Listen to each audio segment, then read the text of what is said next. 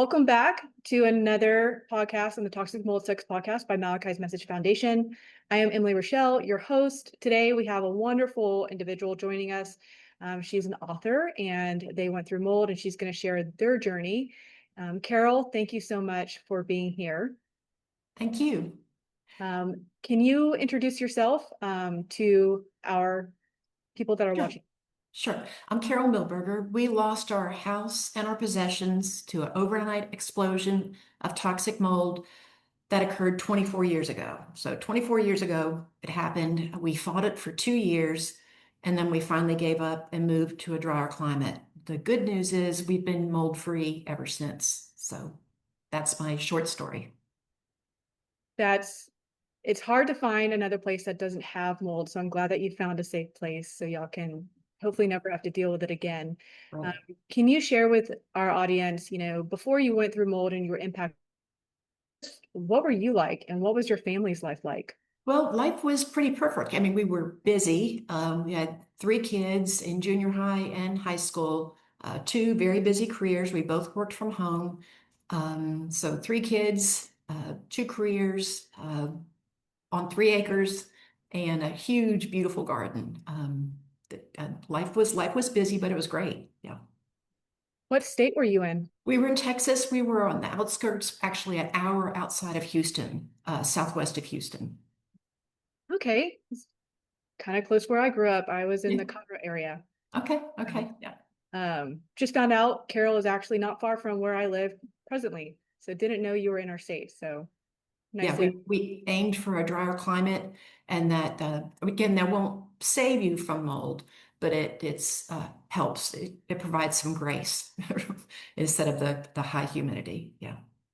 Quick question before we go into your story, but did you know anything about mold before you ever were Yeah, impacted? the only thing I knew, I'd seen testimonials. I think I watched the one about Dripping Springs, and I watched that. I think I saw that before. Might have been after. No, I didn't know much. I just basically like, why don't they clean it up? Just clean it up. Why do you let it get that bad? I was totally dismissive of how anybody could not get ahead of it and fix the problem. Absolutely. Didn't understand it. Yeah. So how did mold find you guys? Can you tell us how your story? Yeah, we had a 19-inch, it was a big rain, a 19-inch rain. We did not flood. The neighborhood didn't flood, but there were some areas that were, I mean, it's a big rain, obviously, but we had about a 1 cup of water on the floor of our bathroom that wet the bathroom mat. And my husband was like, cleaned it up, no big deal. We were like, thank goodness we're safe. And then the next day it started to smell in the bathroom. And then the next day it was really bad. And the next day my husband started pulling off the baseboard and the discovered black mold, and then tore out more, sealed off the back of the house. And then he actually, we called the insurance, but they said, do what you need to do to fix it, take reasonable action. So he tore out the entire shower and cut a hole in the side of the house, did not take the materials through the house, and threw them out through the hole in the side of the house. And we thought, okay, good. It's going to dry up. The mold source is gone. There is no leak. All we have to do is, redo the shower, right? So unfortunately, within probably 4 days, I couldn't sleep in our bedroom. By the end of the week, we were in the living room on mattresses. By the end of the month, we had done testing. Well, then we lost the middle part of the house, put up barriers, and then put up another barrier. We were in the very end of the house, which was 1 bedroom, 1 bath, and a tiny living room. And we slept there for a couple days. And that's 5 of us, right? On mattresses. And then we got the results, and we had extreme case of toxic mold, many different kinds. We had Stachybotrys, Chaetonium, Aspergillus, can't even think, a bunch, all the good ones. And they said we needed to evacuate immediately. We had toxic mold. So we did that. So less than a month of the rain, we were out. And quite frankly, we thought we had this. We hired remediators. Insurance did cover us, which was a blessing and a curse. And we moved out. and started working on remediation. And we thought, no problem, we'll be back by Thanksgiving. This was September. And we thought, be back by Thanksgiving, and we weren't. It was kind of like everything that could go wrong, even though we're very competent and tried to be on top of it. Oh, the other thing I want to mention is our mold was not, there was no visible mold at all in the house. What was visible was inside the shower wall, and that was gone. So it was airborne, and it was still incredibly toxic and incredibly difficult to get rid of. So, if anybody's interested in buying a house a sick house and remediating, don't do it. I mean, ours was not visible at all. And we still lost everything, our house and all our possessions. Was the mold growth only in the bathroom, or Mhm. did it start to, so from where it was It originally? was never visible. Yeah, after that. It wasn't until probably about 8 months later we came back, and they had done either one or two remediations at that point, and came in the house and walked through. It still smelled bad, a little bit better. And then we had a roof leak, bottom line, at that point. And even though it was a new roof, and then we saw mold growing on the ceiling in one of the bedrooms. But that was just a leak that had just happened, after we had evacuated. So there was no visible mold growth the whole time except for that one. So did it spread because containment wasn't set up? I don't know. I don't know. I would love to know. I would love to have more research done if it was that combination of those types of molds and the humidity in the area. Um, I don't know. I just know it didn't work for us with those number of remediations over that time. Yeah. Did y'all start to have symptoms from mold? We did, especially my husband and I. The kids were at school, obviously. It was extreme cognitive impairment, which was absolutely terrifying. Um, Before we moved out, my husband, uh, we were talking about how bad it was affecting us because we both worked from home. And I said, I can't concentrate. I can't think. I can't work. And he said, I didn't want to tell you, but I can't count to 10. So it was like, very, very scary. So the idea of trying to go through and make the difficult decisions. What do we do next? Who do we hire? When your memory is shot was really, really frightening. It's like and also we were worried about the long-term impact of that. Were your kids also impacted? It was not noticeable to us. Not that we were, really that great at noticing things at that point in time. But no, they did not complain about it. We did everything we could to protect the kids. So he and I would go through the containment area, right, to get something for breakfast, go through the plastic barrier and get their breakfast and come back out, get them yogurt or whatever. They were not allowed back. And that was only a month, so for that time period, we moved as quick as we could and did what we needed to until we evacuated. So once remediation was done and you realized the house was still, you know, not a good environment, where did you go?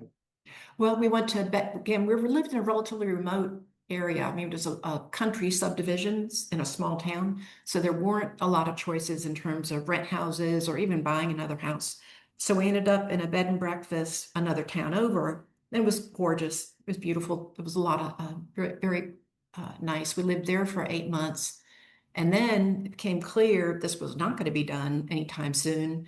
And we were running out of, it was expensive to do what we were doing. So we decided to move two trailers uh, uh, into the yard of our house because there was 5 of us. We needed more room. So we moved 2 travel trailers to the yard of the house, and we had a portable building for our offices. And we Okay. did that as the remediations continued. And then after y'all got the travel trailers, when did y'all just sell the property, or what happened to that? Well, it really was like a bad country song gone wrong. The trailer got mold. I mean, it was just unbelievable. And then the portable building got mold. And then we got another portable building, and it was awful. It was awful, unbelievable. So, but to answer your question, at the very end of that whole 20 months, Once we realized we were never going to get ahead of this and never get clean, we started looking for houses in a drier climate in the Texas Hill Country, which is a little bit drier, and started over with nothing. There was too many instances of contaminated items contaminating other buildings, like the travel trailers and the portable buildings, that we just said, we are done. We need to start over, which is what we did. Was it hard for your kids to understand what was going on and to depart with their items? No, not after what we've been through. There's times where we look back and it's like, I wish I had XYZ, but it wasn't worth it to us. We turned out our remediators were not trustworthy at all. They had declared bankrupt, so we didn't know that. And we were still paying them. And anyway, we couldn't get our possessions back, even if we wanted them back, unless we paid another, tens of thousands of dollars. And we said, no, you can keep it. So, because they weren't cleaned adequately anyway. So that's what contaminated our next portable building, was getting things back with not just our mold, but everybody else's mold, all of Houston's mold, because we got different symptoms. Instead of, like, my eyes had yellow cakey stuff, like you couldn't even open your eyes in the morning, and get bloodshot. And it felt like when I walked into the building, it felt like somebody had just boxed my ears, just bam, sharp, extreme pain. So totally different molds. I've Fun heard that times. happen to many people, where their contents and items are taken off or out of their home and they're stored with other people's contaminated belongings. And Right. it just, We found out later that it wasn't even air conditioned. It wasn't even climate controlled. are you kidding? No, no. It just, again, when you're going through this, you do the best you can to vet people and, look at the reviews and all that. And you only know what you can find out, and what's visible. So that was devastating, but it happens over and over again. Yeah. I was called by one person who found out that their remediation contractors, and this is why you got to know who you're hiring. And everybody can look like they're a good person, but Absolutely. they can Right. find out that they're taking advantage of you. But she found out, they were in a rental, that the remediation contractors were going to, they took all their stuff out and took it to their facility, and they actually sell the contaminated items to Airbnbs. Yeah, So, ours were auctioned off. Yeah. oh wow, Yeah. the people So I'm sorry for the people that bought it. there, they probably don't know. But well, I think everybody saw the Melinda Ballard story, the one that you mentioned in the Right. beginning, and Right. how horrible that was. But that was the Right. story that shined a huge spotlight on what Right. mold really do to people's health. Yeah. Uh, Yeah. so when you found yourself in this situation and you're going through it, what did you think whenever you now know the true reality of what mold can do? Like, how did that impact you? Well, we were terrified, because affecting our mental ability is, I mean, absolutely terrifying. Because number one, how do you get out when you can't think or process information? And number two, the long term's impact. What is that? And we couldn't get a doctor back then to even pay attention. That the comment was, well, mold's everywhere. You just need to learn to live with it. And that's one thing I want to mention. We were not immune compromised. We were not old. We didn't suffer from allergies. And the inability to count to 10 is not an allergic reaction. This is not allergies. And that's one of my main points. The reason I wrote the book is I want to raise awareness. Invisible mold can be just as bad. You may not be able to get out in front of it. So people need help. They need understanding. They need good information in order to get through this. So your foundation is doing a great job of helping and getting information and legislation, which is wonderful. Because this almost brought us to our knees. I mean, it really did. Uh, and I can't imagine how other people, I don't want anyone to ever have to go through this. Um, so I wouldn't wish it on my worst anyhow, enemy. exactly. It's nobody really truly understands unless they personally go through it. And I'm Right. so grateful that you wrote the book that you wrote, which is called Molded, So it's a great book from what I understand. I can't wait to read it. I'm And so excited. Yeah. And it's me, available not just on Amazon, but it's also through libraries. So just need to request it. So it's available at libraries, audio, and obviously, oh, and Kindle Unlimited. So it's out there. So it's yeah. on audio too. Hmm. Okay, great. Is it on like Spotify, Apple? Um, I, I should know that. I'm sorry. I know it's Amazon. So I guess I'll find it. whatever, yeah, you can find it. It's definitely available on Amazon. Yeah. So, what would you want people to know who are currently going through it or who may never even have gone through it? What would you want people to know about mold? Well, to be aware that you don't need to see it. You may not see it. So if there's a home, okay, when we were looking at homes, when we were moving to the hill country, we thought it would be so easy. We would, just drive up there and find a beautiful home, and they wouldn't have mold because it was dry, a drier climate. And that's not true. We found several that had it. With a roll, but anyway, so if you don't need to, but if you smell it, if it smells musty, that's a sign. Doesn't mean it's toxic mold, but that means something's going on. So be very, very careful.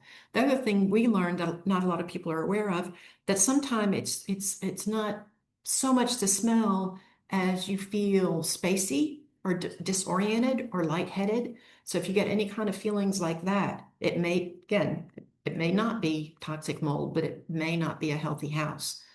Just to be aware. When you do testing, don't just do air testing, do tape samples. So which they can fake the air samples. So, I mean, you can speak to that more better than I can.